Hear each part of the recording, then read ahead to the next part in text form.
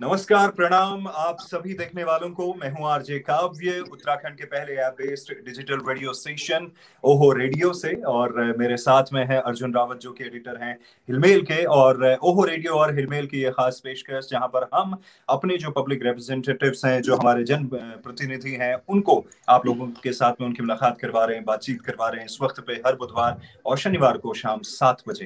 तो ठीक 7 बजे शुरुआत हो चुकी है। और स्वागत कीजिएगा हमारे राज्यसभा सांसद अनिल बलूनी जी का। बहुत बहुत शुक्रिया और स्वागत सर आपका। बहुत बहुत धन्यवाद आपका और आपके सभी श्रोताओं को, दर्शकों को मेरा नमस्कार जी। सबसे पहले तो आपसे जानूं, स्वास्थ्य वगैरह आपका कैसा है? परिवार में सब लोग कैसे हैं इस वक्त पे? देखिए, सब लोग अच्छे हैं और हम लोग पूरा परिवार और बल्कि सारा स्टाफ भी, सभी लोग कोविड में डुबकी लगा चुके हैं। तो इसलिए हम सब लोग कोविड से निकले हैं। अप्रैल के महीने में हम पूरे परिवार को कोविड हो गया था, तो उससे सकुशल सब निकले।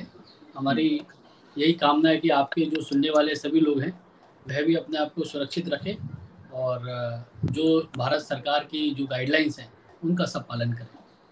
राइट। इसी से आगे बढ़ते हैं। अभी मैं देख रहा था आपके फेसबुक पेज के माध्यम से हमें भी जानकारी मिली कि जब कुछ चीज़ों की ज़रूरत थी, सुविधाओं की, तो उसको लेके कनाडा से भी कुछ लोगों ने मदद की, वहां से भेजा और उसको आपने बाकी पौड़ी और तमाम सारी जगहों पे उसको भेजा। ये सब कुछ कैसे हुआ और अभी क्या स्टेटस है उन चीज़ों का? देखिए, मैं आपके अभी साथ जुड़ा हूँ, तो मैं आपको जी एक अच्छी खबर देता हूँ। आपके श्रोताओं को, आपके दर्शकों को, सबको अच्छी खबर देता हूँ कि जी। आज ही यूएई से हम्म। वहाँ की सरकार के द्वारा बहुत बड़ी मात्रा में राहत सामग्री मुझे प्राप्त हुई है, जो कि अभी कस्टम्स में है। और मुझे लगता है आज रात में, कल तक वो सुबह वहाँ से निकल जाएगी और कल शाम तक उत्तराखंड सरकार को सब प्राप्त हो जाएगी। बड़ी भारी संख्या में ऑक्सीमीटर्स हैं, कई हज़ारों में, और कंसंट्रेटर्स हैं और ऑक्सीजन जनरेशन प्लांट भी हैं छोटे-छोटे से। तो जी। आपके माध्यम से मैं पूरे उत्तराखंड के लोगों को बताना चाहता हूँ कि आज ये सामान आज देर शाम तक प्राप्त होगा और कल उत्तराखंड सरकार को ये मिल जाएगा। जी। तो जब ये समस्या आई तो जब ये समस्या आई तो मुझे उस वक्त लगा कि जो बाहर के जो उत्तराखंड के लोग हैं, जो विदेशों में रह रहे हैं, उनका भी कंट्रीब्यूशन होना चाहिए। तो मैंने कुछ लोगों से बात की, तो सिंगापुर से, कनाडा से और कई लंदन से भी सामान मिला, आज यूएई से सामान मिला है। तो इस तरीके से उत्तराखंड की इस लड़ाई में सारे लोग जो उत्तराखंड के प्रवासी हैं, वह भी, उनको भी जब अगर उत्तराखंड के ऊपर कोई समस्या आती है तो उनको भी दर्द होता है, उनको भी लगता है कि इसमें उनका सहभाग होना चाहिए। उन सब लोगों ने सहयोग किया है, तो मैं उन सबका भी आभारी हूँ। और इस मुसीबत की घड़ी में हमारे लोग जल्दी इस समस्या से बाहर निकले और उत्तराखंड जो विकास के पथ पर जाना है, उस सब के लिए हम लोग और मेहनत की तैयारी करें, यही मेरी कामना है। ये हर बार अनिल बलूनी जी का मैजिक कैसे चलता है? ये यूएई की मुझे गवर्नमेंट आपकी कुछ आवाज़ नहीं सपोर्ट मिल रहा है, करती है। हाँ जी। आपकी आवाज़ नहीं। अच्छा, मैं कह रहा हूँ कि ये हर बार अनिल बलूनी जी का मैजिक कैसे चल मुझे जाता है आपकी जब भी। आवाज़ अब नहीं मिल पा रही है। रौनक, एक बार चेक कीजिएगा। कोई technical I think problem sir हुई है। वापस ज्वाइन करेंगे, बीच में डिस्कनेक्ट हुआ था शायद उस वजह से। सर अभी आ रही है आपको आवाज?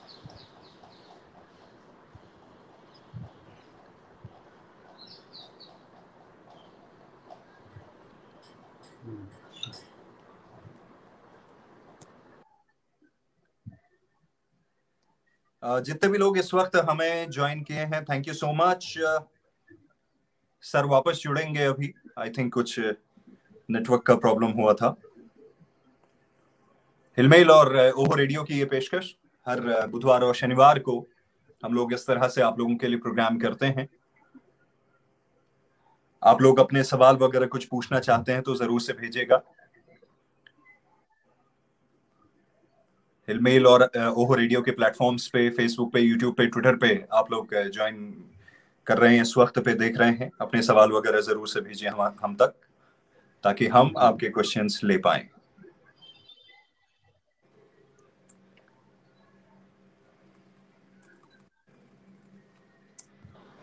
जी, आवाज़ आ रही है? जी जी। जी अभी आवाज आ रही है? मुझे टेक्निकल प्रॉब्लम हुई, उसके कारण आपकी आवाज चली गई थी। जी अभी आवाज आ रही है? जी बिल्कुल आ रही है। जी ओके। तो मैं ये पूछ रहा था एक लाइटर नोट पे कि जब भी जरूरत होती है या मुश्किल में होते हैं हम लोग, ये अनिल बलूनी जी का मैजिक कैसे चल जाता है कि यूएई की गवर्नमेंट से लेके तमाम सारे लोग आगे बढ़ के अपनी तरफ देखिए, से इसमें सपोर्ट करने इसमें आते हैं? इसमें कोई बहुत बड़ा मैजिक नहीं है काव्य जी। जी जी ऐसा कि मैं जिस जगह पे काम कर रहा हूँ, मैं भारतीय जनता पार्टी का मुख्य प्रवक्ता हूँ, और जी नेचुरली जब दिल्ली में आदमी काम करता है तो उसके संबंध चारों तरफ बनते जाते हैं, और राष्ट्रीय स्तर पे काम करने के थोड़ा लाभ होते हैं। ऐसा कुछ नहीं कि कोई मैजिक हो रहा है उसमें। अगर कोई भी आदमी मेरी जगह काम करेगा तो उसके भी रिलेशन बनेंगे, इसमें कोई बहुत बड़ी बात नहीं है, और ये एक नेचुरल वे में होता चले जाता है। कई लोग कहते हैं कि आप बड़े बड़े मंत्रियों से मिलते हैं, काम कराते हैं, तो मेरी जगह अगर काव्य जी आप भी भारतीय जनता पार्टी के राष्ट्रीय प्रवक्ता होते तो सारे मंत्रियों से आप भी काम करा लेते, इसलिए कोई इसमें बहुत बड़ा मैजिक नहीं है।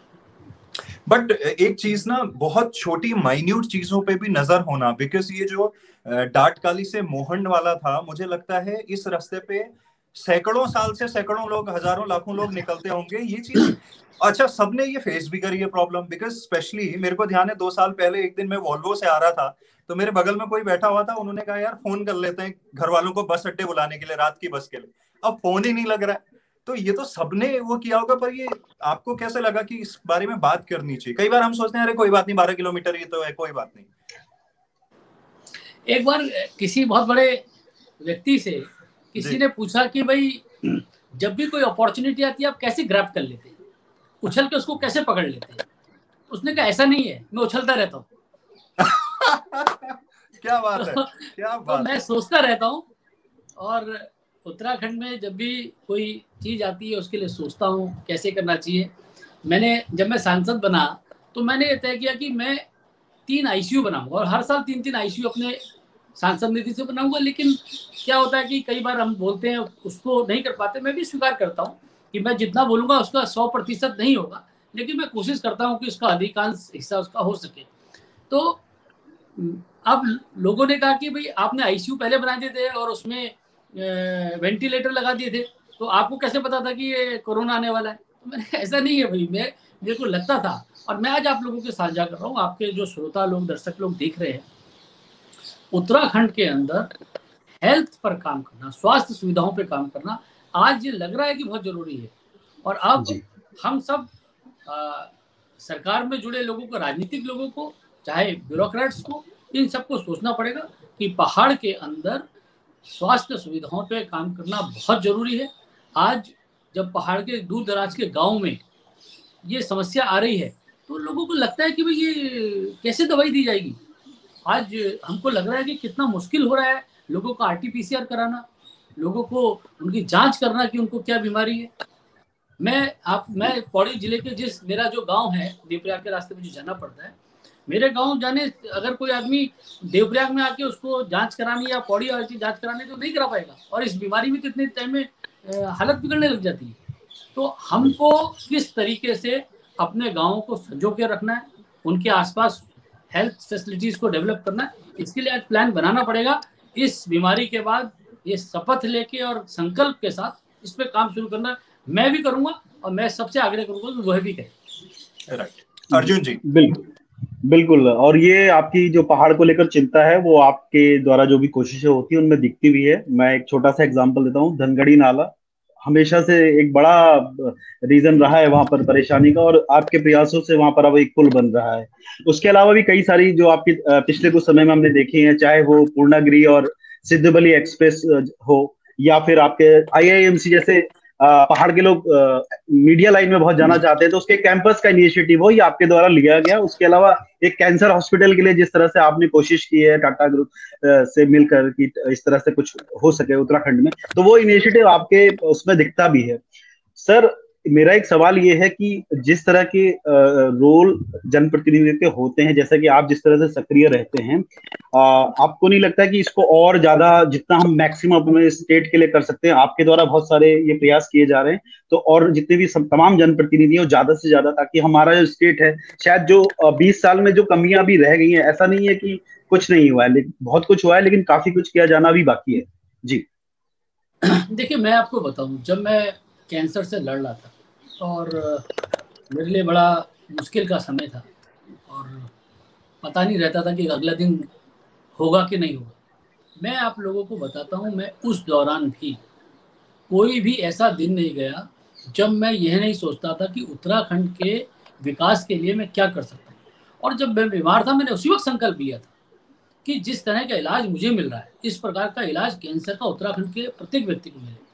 और मैंने उसी दिन संकल्प लिया था कि उत्तराखंड में एक अच्छा कैंसर हॉस्पिटल बनवाना है, और उसके लिए मैंने काम करना शुरू किया।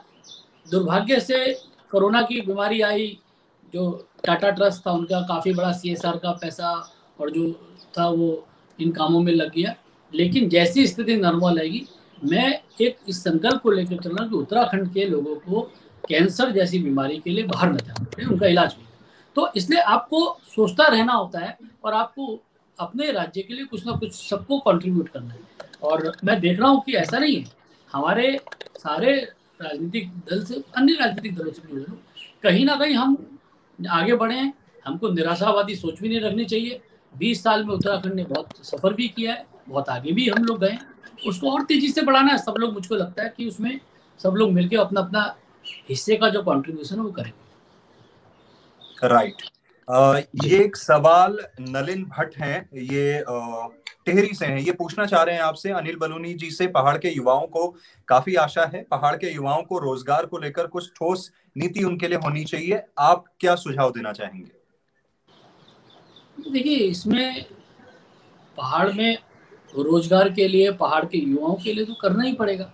आखिर जब तक नई पीढ़ी के लिए नहीं करेंगे तो कुछ होगा नहीं। लेकिन देखिए, ऐसा कोई फार्मूला तो है नहीं कि आपके टॉक शो में मैं बताऊं कि इस तरीके से रोजगार हो सकता है। उसके लिए काम करना पड़ेगा। और मेरा यह मानना है कि हर सरकार का एक विजन होता है और हर व्यक्ति का एक पर्सनल विजन होता है। हमारी सरकार एक विजन के साथ काम कर रही है, अनिल बलूनी एक पर्सनल विजन के साथ काम कर रहे हैं। और मुझे लगता है कि रोजगार के लिए कुछ चीज़ें करने की जरूरत है। मैं जरूर आने वाले समय में इन चीज़ों को आगे बढ़ाना चाहता हूँ। लेकिन पिछले जो कुछ समय से कोरोना के कारण हाथ पैर जिस तरह से बंद गए, मैं कई बार ये महसूस करता हूँ कि बहुत आगे जाना था, बहुत चीज़ों को किया जाना था, वह चीज़ें छूट गई हैं। और उनको आगे बढ़ाने के लिए ज़रूर काम किया जाएगा। युवाओं के लिए मैंने कहा ना, एक यूथ रोजगार के लिए, एक हेल्थ के लिए, एक कनेक्टिविटी के लिए, इन 3 चीज़ों पे बहुत तेज़ी के साथ काम करने की ज़रूरत है। कनेक्टिविटी पे हमारी सरकार ने विशेष तौर पे काम किया। अगर आप देखेंगे तो ट्रेन को लेकर अभी हमारा कर्णप्रयाग वाला ट्रेन का रास्ता काफ़ी तेज़ी से बढ़ रहा है। एक मैंने एक दूसरे चीज़, एक विषय को लाया हूँ, अगर आप लोगों को ध्यान होगा, कि जसपुर से धामपुर से और काशीपुर को जोड़ने का, अगर हम काशीपुर से धामपुर को जोड़ देंगे तो आप 4 घंटे से भी कम समय में काठगोदाम से देहरादून आ सकते हैं। अभी जो आपको मुरादाबाद, रामपुर, बिलासपुर होते हुए जाना पड़ता है, वो सारा रास्ता बंद हो जाएगा। तो इस तरीके से कुछ चीज़ें हम लोग सोच रहे हैं। ट्रेन कनेक्टिविटी पे काम कर रहे हैं, एयर कनेक्टिविटी पे बहुत तेज़ी के साथ चल रहा है। देहरादून का एयरपोर्ट आप देखिए कि आज देहरादून के लिए सब तरफ से फ्लाइट्स हैं। इसी प्रकार से रोड पे 4 धाम वाली रोड का चल रहा है। अभी कुछ दिन पहले मैंने भी लगातार सरकार से आग्रह किया है कि जो मानसरोवर वाली रोड है उसको ऑल वेदर रोड बनाया जाए, जिससे कि हम लोग कैलाश मानसरोवर के रास्ते को और मजबूत कर सके और यहीं से यात्रा शुरू हो सके। तो इस तरह के बहुत सारे काम चल रहे, कनेक्टिविटी पे, रोजगार पे, स्वास्थ्य पे, इन सब में काम करेंगे तो उत्तराखंड का विकास और तेजी के साथ हो पाएगा। जी जी। स्वास्थ्य सेवाओं की तरफ आपने सर पॉइंट आउट किया था, तो कुछ सवाल उससे रिलेटेड आ रहे हैं। ये मनोज मधवाल हैं, ये नैनाडा विकास खंड से कह रहे हैं कि सर स्वास्थ्य, यहाँ पर स्वास्थ्य सेवाओं की बड़ी परेशानी है। एक्सरे मशीन है तो टेक्नीशियन नहीं है, अगर जाना हो तो रामनगर जाना पड़ता है। तो इस तरह के चैलेंजेस हैं। कहीं मशीनें नहीं है तो कहीं आदमी नहीं है। इस तरह की चुनौतियां हैं। कैसे सर इनको सुधारा जा सकता है? और खासकर पहाड़ों में जब चैलेंजेस आते हैं कि वहाँ का जो भौगोलिक माहौल होता है, जब डिस्टेंस है, वो बहुत एक बड़ी चुनौती होती है। ट्रेसिंग, टेस्टिंग, जैसे हमने कोरोना में भी देखा। देखिए, ये बात ठीक है। अब आप नैनी डांडा से आपने जो हमारे मित्र का जिनका सवाल लिया, वाकई नैनी डांडा बड़ा बिल्कुल नजदीक होने के बावजूद कितना दुर्गम है। आप देखिए, बहुत दूरी नहीं है कोटद्वार से या रामनगर से, लेकिन वाकई कोई सुविधाएं नहीं है। जरूर हमारा एक सपना है, मेरा व्यक्तिगत तौर पे भी एक सपना है कि उत्तराखंड के प्रत्येक ब्लॉक में इस प्रकार की सुविधाओं को डेवलप किया जा सके, जिससे कि वहाँ के लोगों को कम से कम छोटी छोटी चीज़ों के लिए, एक्सरे कराने के लिए, अल्ट्रासाउंड कराने के लिए, प्राइमरी हेल्थ के लिए, इनके लिए बाहर ना आना पड़े। और इसको करना वाकई एक बड़ा चैलेंजिंग काम है। ऐसा नहीं है डॉक्टर्स नहीं मिलते, पैरामेडिकल्स नहीं मिलते, ये सब चीज़ें नहीं मिलती है।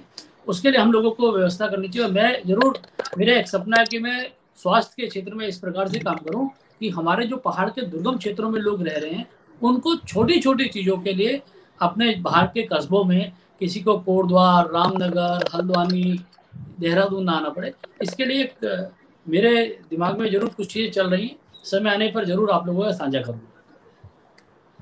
राइट। आमतौर पे आदमी जब पॉलिटिक्स में होता है थोड़ा सा एक सीरियसली उस पे चलता है और पब्लिक के मुद्दे, वो सारी चीजें, बहुत कम लोग ऐसे होते हैं जो एक ऑलराउंडर का रोल निभाते हैं। उनको कल्चर भी समझ आता है, उन्हें टेक्नोलॉजी भी समझ आती है, उन्हें मुद्दे भी समझ आते हैं। ये बात मैं इसलिए कह रहा हूँ कि 1-2 साल पहले जब मैंने देखा कि सोशल मीडिया के माध्यम से मुझे मालूम चला कि आपने इगास को लेके काफी अग्रेसिवली उस चीज को वो किया, फुलदेई को लेके आपका बड़ा फोकस था। कितना महत्वपूर्ण मानते हैं जो हमारे जनप्रतिनिधि हैं, क्योंकि आप दिल्ली में जहां मेंबर ऑफ पार्लियामेंट राज्यसभा में हैं, सिर्फ राज्यसभा नहीं बल्कि लोकसभा में भी, और क्योंकि दिल्ली तो गढ़ है, हर जगह के हर राज्य का मेंबर ऑफ पार्लियामेंट वहां पे आता है, तो उनके बीच में भी अपने उत्तराखंड के कल्चर को शोकेस करना कितना महत्वपूर्ण मानते हैं एक जनप्रतिनिधि का? देखिए, मैं आपको बताता हूँ इगास के बारे में मेरा क्या कल्पना रही। मैं जब आप गुजरात जाते हैं जी। और गुजरात में आप गरबा के समय पे जाते हैं तो आप देखिए पूरा दुनिया गरबा खेलने के लिए गुजरात में आती है। और जो गुजराती जो एनआरआईज हैं वो गरबा के टाइम पे विशेष तौर पर गुजरात के अंदर आके अपना 1 हफ्ते के लिए, 10 दिन के लिए, 9 दिन जो है वो पूरा गरबा में खेलते हैं और वहाँ रहते हैं, वहाँ की इकोनॉमी को मदद करते हैं, वहाँ के कल्चर को मदद करते हैं। तो मेरे मन में शुरू से ये था कि हम एक ऐसा त्यौहार उत्तराखंड के लोग हम मनाएं जब ये इगास मनाया जा सकता है। आप देखिए पंजाब में लोहड़ी किस तरीके से मनाया जाता है, आप अलग अलग प्रांतों में अलग अलग तरीके के त्यौहार हैं। तो क्यों नहीं उत्तराखंड के अंदर हम लोगों के इस प्रकार के त्यौहार हो जो कि उत्तराखंड की सुगंध देते हो, जो उत्तराखंड की खुशबू देते हो, जिसके लिए लोग आए। और हम आगे बढ़कर हमको जरूर सोचना चाहिए कि हम एक दिन इगास क्यों मनाएं, हम 1 हफ्ते का इगास मनाएंगे और उसके लिए पूरे उत्तराखंड के लोग, जो हमारा टैलेंट है उत्तराखंड का जो बाहर चला गया है, वह आके वहाँ के साथ कंट्रीब्यूट करेगा उत्तराखंड के इश्यूज के साथ। आगे आगे बाहर के लोग भी आए इगास पे कि चलिए उत्तराखंड का इगास का फेस्टिवल आने वाला है, चलिए सब लोग वहाँ होटल्स रेस्टोरेंट फुल हो जाएं, बड़े बड़े रिजॉर्ट्स में इगास के कार्यक्रम हो।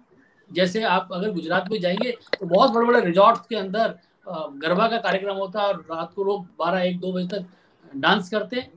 इसी प्रकार से इगास को हम इस तरह से क्यों नहीं डेवलप कर सकते कि इगास पे हम लोग पूरे दुनिया के उत्तराखंड के लोग आए और बाहर के लोग भी इगास को देखने। ये मेरी कल्पना थी और मैंने उसको इगास को शुरू किया। मैंने जैसे आपको बताया कि दुर्भाग्य से मेरी तबीयत खराब हुई और उस तरह से इगास को मैं शुरू नहीं कर पाया, और जो इस वर्ष का इगास था उसमें भी लॉकडाउन का समय था। जरूर आगे भविष्य में मौका मिलेगा तो इगास को इसी लेवल पे करना है कि पूरे उत्तराखंड के अंदर इगास हो रहा है, जगह जगह उसका आयोजन हो रहा है, हर डिस्ट्रिक्ट में उसका आयोजन हो रहा है, हर गांव में उसका आयोजन हो रहा है और बाहर से बहुत सारे लोग उसको देखने आ रहे हैं। उसके साथ और भी चीजें हमें जुड़नी चाहिए कि इस तरह से उसको फेस्टिवल को और बड़ा रूप दिया जा सके। जी राइट। एक सवाल यहाँ पे आता है सर, हमारे पास सब कुछ है। मैं शर्मन जोशी जो एक्टर हैं उनसे एक दफा बात कर रहा था 1-2 साल पहले, तो उनको किसी ने ओली के बारे में बताया तो उन्होंने कहा कि यार मेरे को मालूम ही नहीं था कि अपने इंडिया में ऐसी जगह एग्जिस्ट करती है। ठीक है, और वो है। फिर जब हम बात करते हैं जैसे हमारे जो एप्पल ऑर्चिड है यहाँ पे, क्या कहते हैं, पूरा जो वैली है हमारी, उसमें उत्तरकाशी की वैली है, कहीं आप ये मानते हैं कि हमारे पास चीजें, मान लीजिए वहां मुंशियारी का एरिया है, कि चीजें तो हैं लेकिन वो एक ब्रांड जो उत्तराखंड के नाम का अम्ब्रेला है उसके अंदर लाने में कहीं थोड़ा सा हम असफल हुए हैं? नहीं, ठीक है, असफलता जब आदमी सफलता के लिए लगता है असफलता भी मिलती है, कोई दिक्कत नहीं है, लेकिन हमको इसके लिए प्रयास करते रहने चाहिए। और उत्तराखंड की कुछ चीज़ों को पूरे विश्व में स्टेब्लिश करना ये हम लोगों का दायित्व होना चाहिए। और आने वाले समय में मैं आपको विश्वास दिलाता हूँ कि सिर्फ एक राजनीतिक तौर पे कोई भाषण देने की बात नहीं है, इसके लिए प्रयास भी करेंगे हम। और जो राजनीतिक लोग हैं उनको भी इसके लिए जरूर उनको कहेंगे कि भाई वह लोग भी इसमें लगे और उत्तराखंड की कुछ चीज़ें विश्व में जरूर नामदार हो, ऐसा जरूर हम लोग कोशिश करेंगे और उन पर काम करेंगे। जी सर, आपने उत्तराखंड की 20 साल की यात्रा को करीब से देखा है। स्वास्थ्य सेवाओं का आपने जिक्र किया। और कौन से सेक्टर है जिन्हें जो आपको लगता है कि ज्यादा उन पर आप फोकस करने की जरूरत है, और उस 20 साल की यात्रा को आप कैसे देखते हैं? देखिए, कुछ भी नहीं छोड़ना चाहिए, ऐसा नहीं है। देखिए, ये एक मुझे लगता है सर्वांगीणता के साथ सोचना चाहिए। ऐसा नहीं कर सकते कि हम किसी चीज को विशेष तौर पे पकड़े और कुछ को छोड़ दें। उत्तराखंड में हमको प्रत्येक क्षेत्र पे काम करना पड़ेगा। ऐसा है कि हेल्थ पे हमने काम किया और हमने रोजगार को छोड़ दिया, या हमने इलेक्ट्रिसिटी जनरेशन को छोड़ दिया। हर चीज को जब बराबर का काम करेंगे तभी हमको मिलेगा। लेकिन हम लोगों को सोचने की जरूरत है। जैसे कि मैं एक बार नैनीताल गया, मैंने नैनीताल के सारे अधिकारी आए, मैंने उन लोगों से पूछा कि भाई ये बताइए, अगर खुदा ना खास्ता कल एक अर्थक्वेक आ जाए सपोज, और हमारे दुर्भाग्य से झील में कोई क्रैक पड़ जाए और सारा पानी चले जाए, तो क्या करेंगे? बोले सर क्या करेंगे, इसमें तो कुछ नहीं कर पाएंगे। तो मैंने कहा नैनीताल में पानी कैसे आएगा? हम लोगों ने पिछले इतने सालों से नैनीताल के लिए कोई ड्रिंकिंग वाटर की कोई प्लान नहीं किया। मैंने कहा ये करना चाहिए, कब का इंतजार कर रहे हैं? जब प्रॉब्लम आ जाएगी तब करेंगे क्या? मसूरी में पिछले कई दशकों से कोई योजना नहीं थी। भारत सरकार से हमने प्रधानमंत्री जी से विशेष तौर पर आग्रह किया, 180 करोड़ रुपए लगे, काम चालू हो गया उसमें। इसी प्रकार से कुछ चीजों को आपको इस तरीके से लगातार सोचना पड़ेगा और हर क्षेत्र में काम करना पड़ेगा। बिजली के क्षेत्र में भी काम करना पड़ेगा, पानी के क्षेत्र में भी, आप किसी को नहीं छोड़ सकते। एजुकेशन के क्षेत्र में काम करना पड़ेगा। हमारे जो बच्चे, हमारे जो नौनिहाल हैं, उनको अच्छी शिक्षा मिलनी जरूरी पड़ेगी। आप देखिए किस तरीके से दिल्ली और महानगरों में बच्चों को जिस तरह की एजुकेशन मिल रही है, अगर हमारे बच्चे पिछड़ जाएंगे तो करेंगे क्या? तो इसके लिए आपको एजुकेशन को नहीं छोड़ सकते। तो हर क्षेत्र में काम करने की जरूरत है और कभी देर नहीं होती। मुझे लगता है कि पीछे भी काम होगा, आगे भी हम इसको और आगे बढ़ाएंगे सारे लोग मिलकर। आप भी तो प्रयास कीजिए, हम भी प्रयास करेंगे। बिल्कुल जी। एक सवाल ये आ रहा था नरेंद्र टोलिया जी रानीखेत से, वे ये विद्युत विभाग के अधिकारी हैं और लिख रहे हैं कि पिथौरागढ़ जो नैनी सैनी हवाई पट्टी है, उसमें अगर रेगुलर संचालन होगा तो जो वो एरिया पूरा मुंशियारी, जोहार वैली और ये सब एरिया है वो बड़ा खूबसूरत है, उसको कैसे हम मेन स्ट्रीम में ला सकते हैं? देखिए, मेरे पिछले कई दिनों से मैं इस बारे में सोच रहा था और मेरी जो सिविल एविएशन मिनिस्टर हैं हरदीप पुरी जी, उनसे मेरी बात भी हुई कई बार उनकी बातचीत हुई।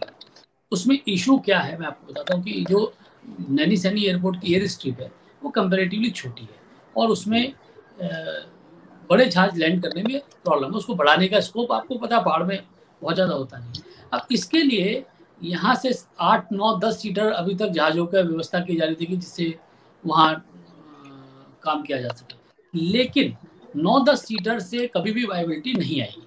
आपको थोड़ा 20-22 सीटर प्लेन चाहिए और 20-22 सीटर प्लेन बहुत कम है।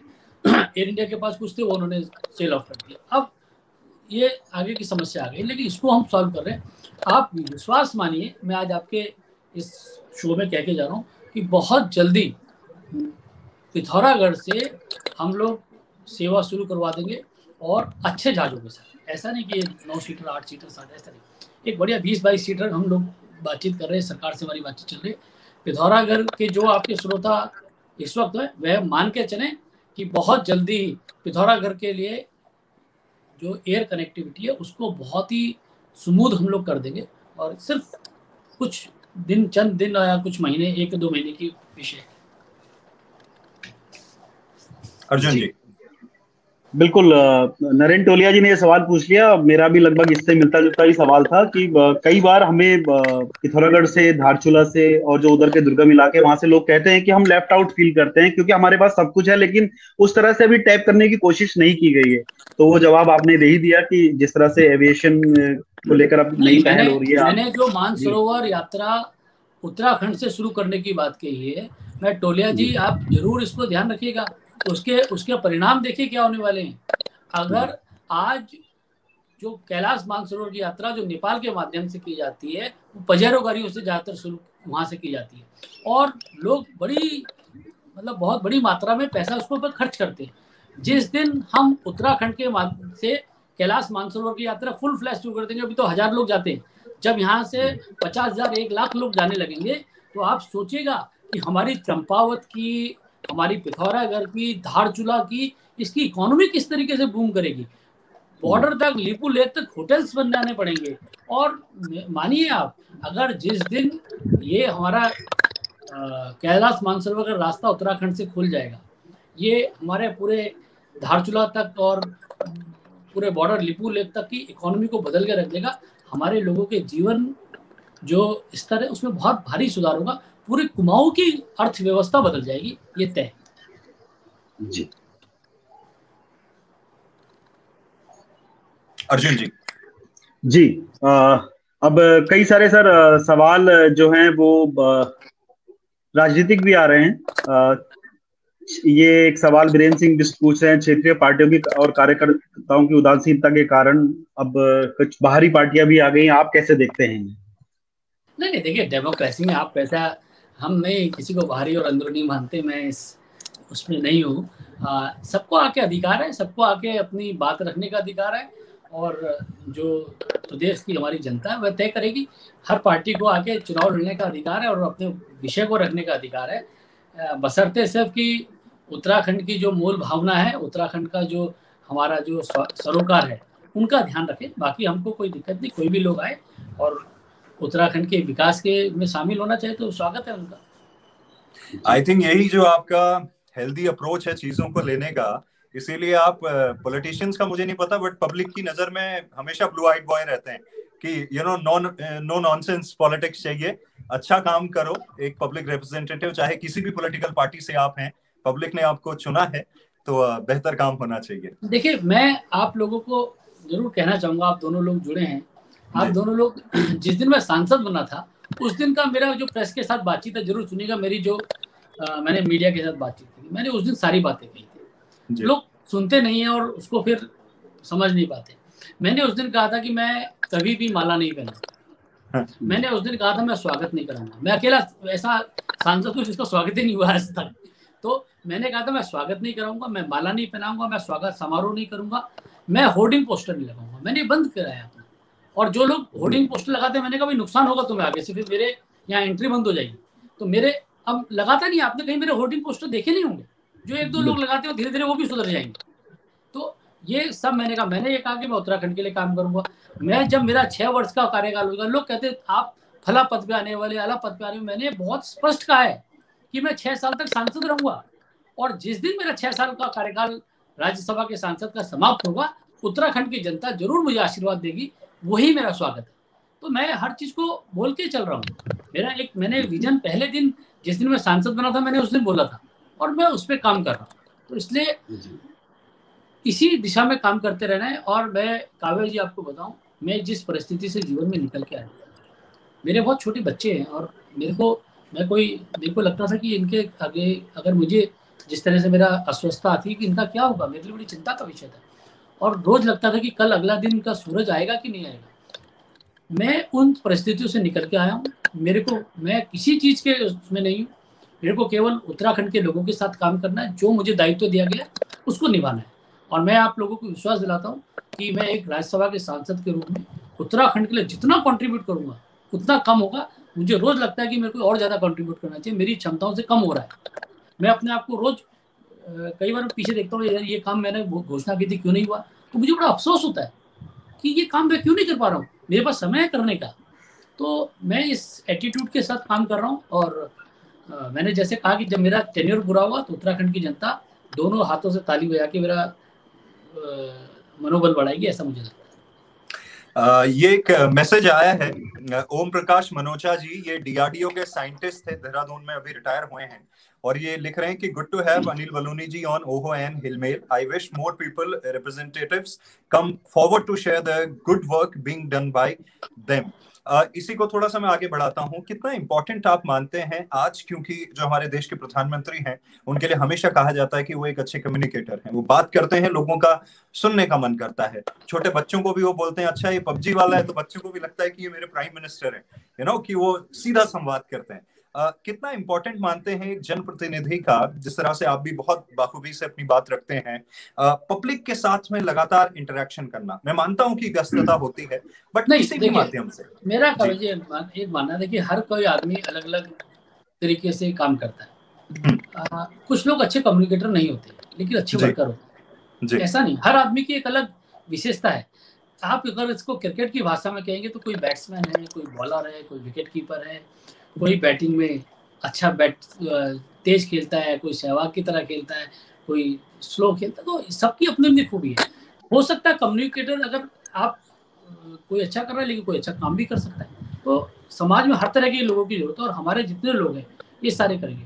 और हमारे यहाँ भारतीय जनता पार्टी में तो एक अगर आप पहले से फहरिस्त देखेंगे, लंबी फहरिस्त, कि हमारे यहाँ अटल जी भाषण दिया करते थे, मतलब अटल जी का भाषण सुनने के लिए लोग कई कई दिन से इंतजार करते थे।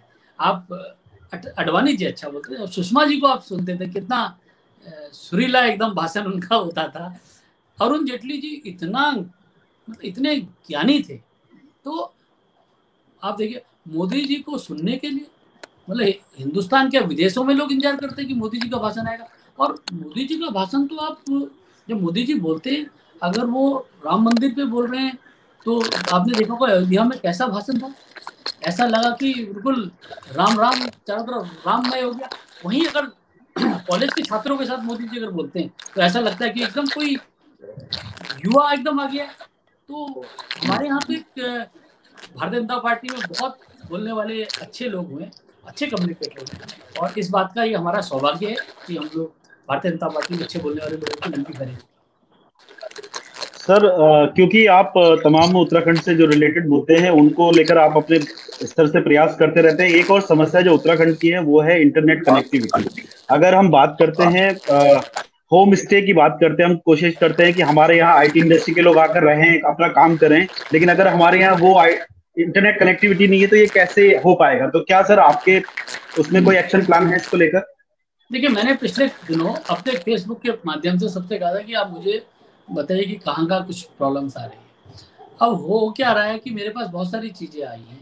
मैंने सूचना जो हमारा जो कम्युनिकेशन मिनिस्ट्री है उसमें बात भी की है, लेकिन लगातार लॉकडाउन और कोरोना के कारण बहुत सारे कामों को इफेक्ट पड़ा है। मैं जैसे ही चीज़ें नॉर्मल होगी मैं आप लोगों को विश्वास दिलाता हूँ कि बहुत सारे नए टावर लगना, 4G का काम होना, ये सब होना, इसके लिए हम लोग करेंगे।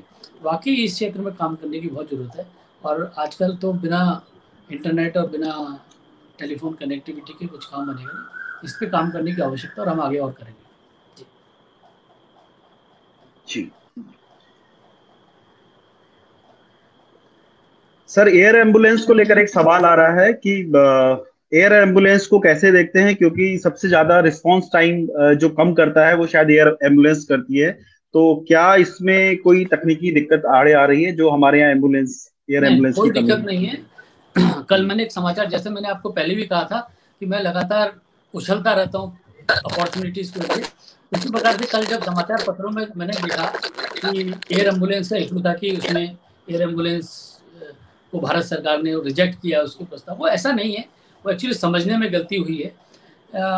उत्तराखंड सरकार चाहती थी कि NHRM में हमको हेली सेवा जो एम्बुलेंस सेवा की परमिशन मिले, लेकिन पूरे देश में कहीं भी NHRM में नहीं है, लेकिन अन्य माध्यमों से उसको किया जा सकता है। उस पर हम लोग काम कर रहे हैं और एयर एम्बुलेंस एकदम अनिवार्य है उत्तराखंड के लिए। इस पर काम करना, उसको SDRF में भी कर सकते हैं।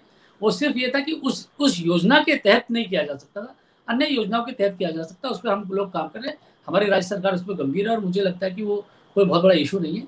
एयर एम्बुलेंस का जो काम है उत्तराखंड में तेजी से चलेगा, उसको जल्दी करेंगे। जी, एक समस्या सर उत्तराखंड में जो बड़ी पेश आती है वो आती है पीने के पानी की। योजनाएं हैं, पानी है, लेकिन शायद हम उसे टैप नहीं कर पा रहे जितनी जिस तरह से जल संचय होना चाहिए था, उसको लेकर कहीं ना कहीं ग्राउंड पे वो कमियां दिखती हैं। सर उसके लिए क्या आप सजेशन देना चाहेंगे? देखिए, एक हमारी सरकार ने बहुत एक अच्छी योजना शुरू की है भारत सरकार ने, कि जिसमें कि प्रत्येक घर को पानी जल्दी से पहुंचे, उसके लिए योजना बनी। और उत्तराखंड सरकार ने 1 रुपया में पानी का कनेक्शन देने की योजना बनाई है और तेजी से चल गई है। कई बहुत बड़ी संख्या में लोगों ने उससे लाभान्वित हुए। इसको और इसका विस्तार करने की आवश्यकता है, लेकिन उत्तराखंड पहला राज्य है कि जहाँ 1 रुपया में पानी का कनेक्शन देने की योजना की शुरुआत हुई है और वो अच्छी चल भी रही है। इसको और बेहतर करने की जरूरत है, उसको और आने वाले समय में और परिपक्व करेंगे।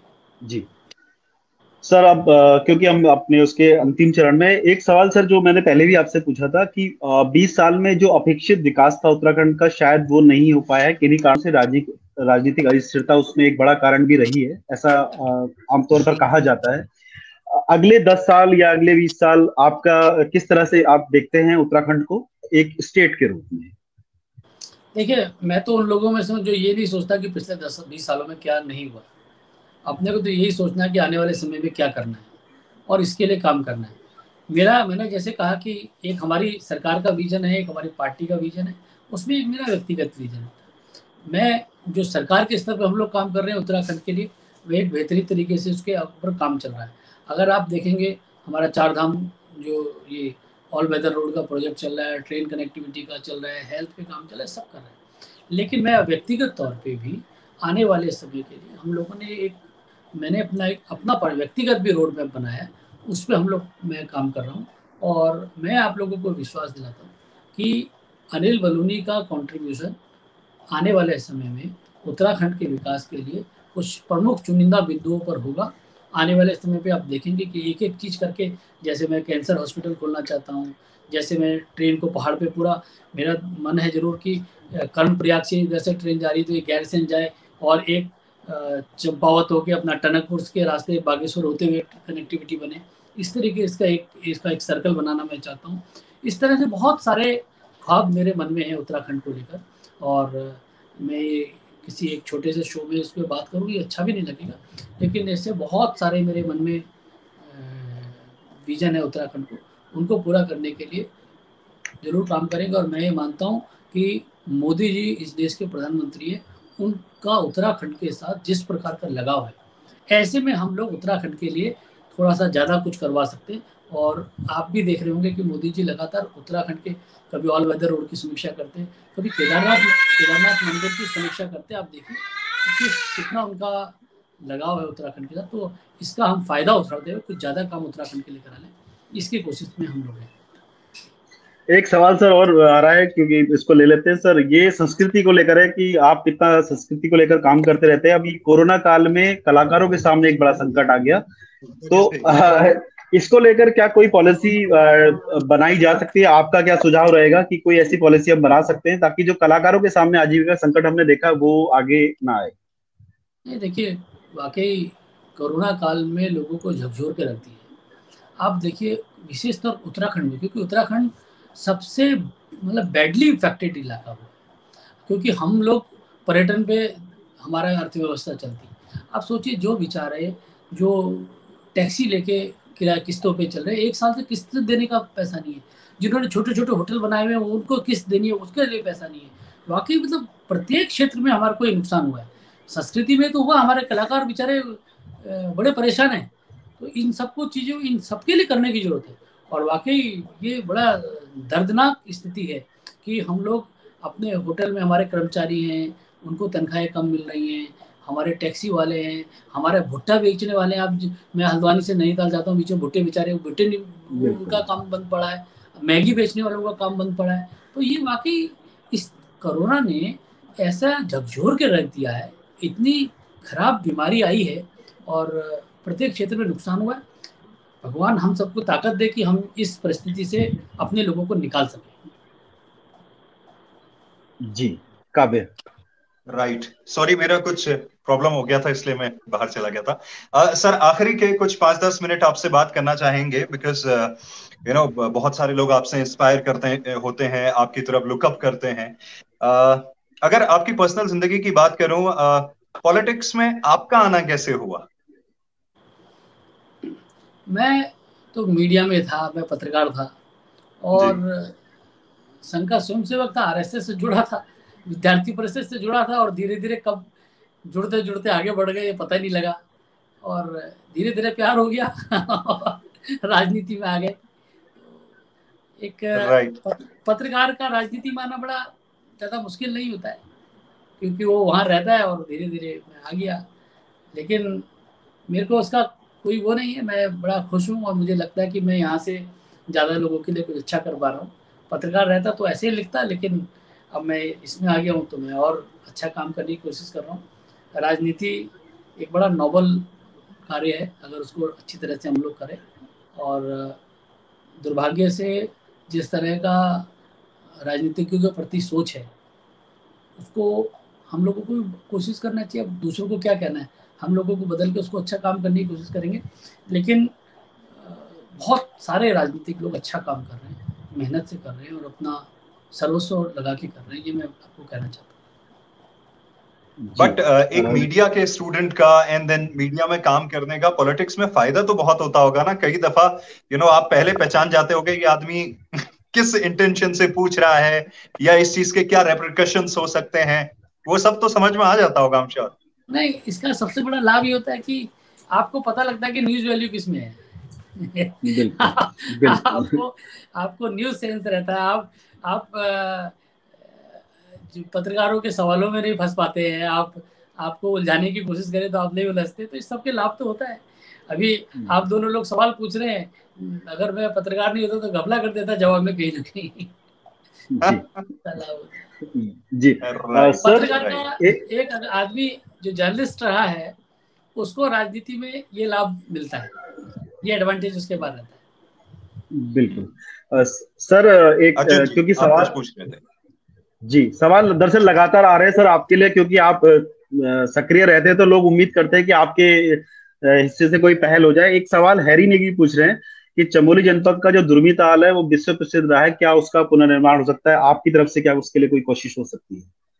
नहीं, मैं ये कहना चाहता हूँ कि उत्तराखंड में एक से एक ऐसी जगह है जिनको हम लोग विकास जिनका करना पड़ेगा, लेकिन सिर्फ कहने से नहीं होगा। क्योंकि क्या होता है कि बहुत ज़्यादा एफर्ट्स चाहिए होते हैं।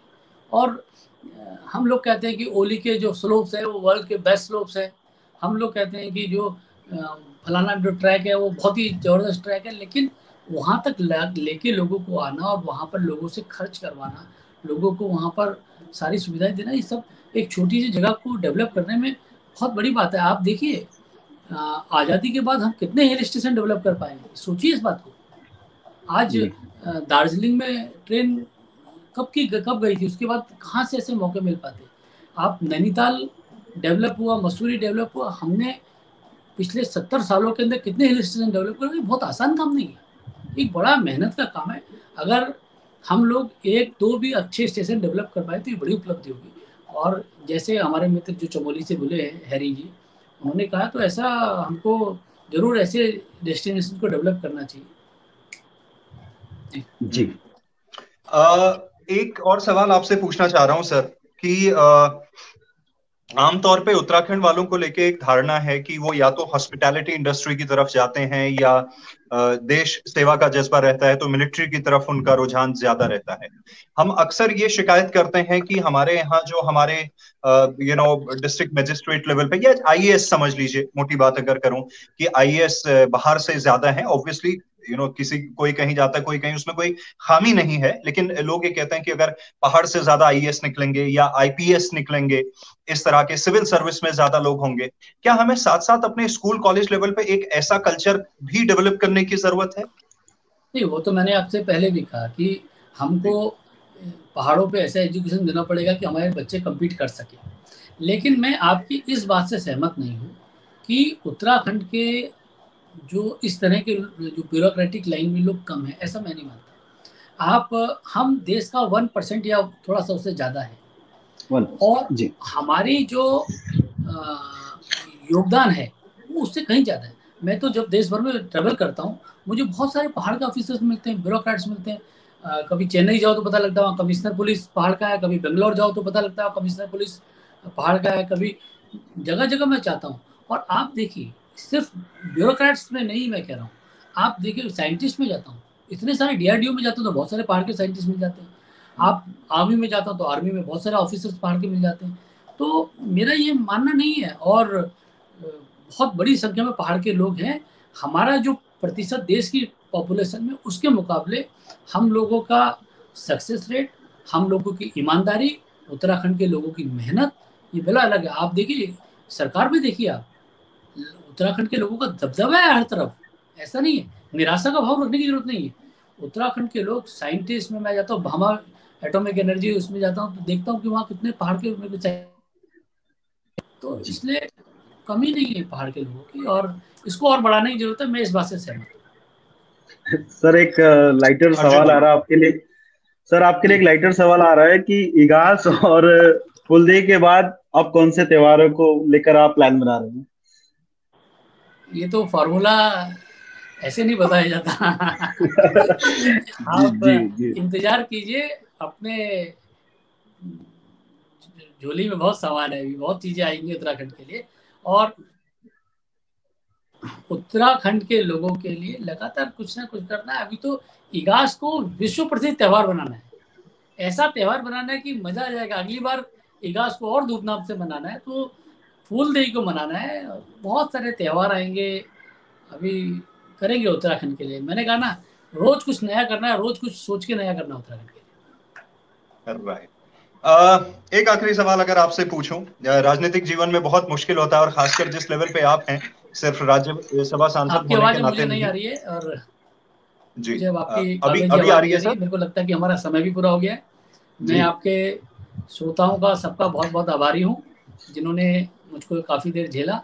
और उत्तराखंड के लिए कभी भी जो होगा वो सब हम लोग करेंगे। और मेरा सबसे आग्रह है कि सोशल मीडिया पे मुझको कुछ भी सुझाव हो दिया कीजिए, और ज़रूर उन कुछ सुझावों से भी अगर हम लोग आगे बढ़ सकेंगे। आप सब लोगों का बहुत बहुत धन्यवाद, आप सब लोगों ने मुझे सुना। काव्या जी, रावत जी, आप दोनों का बहुत बहुत धन्यवाद। आपने मुझसे बहुत अच्छे सवाल पूछे। ज़रूर फिर आप लोगों के साथ जल्दी दोबारा मुलाकात होगी। धन्यवाद। धन्यवाद। बहुत बहुत धन्यवाद। धन्यवाद। जी।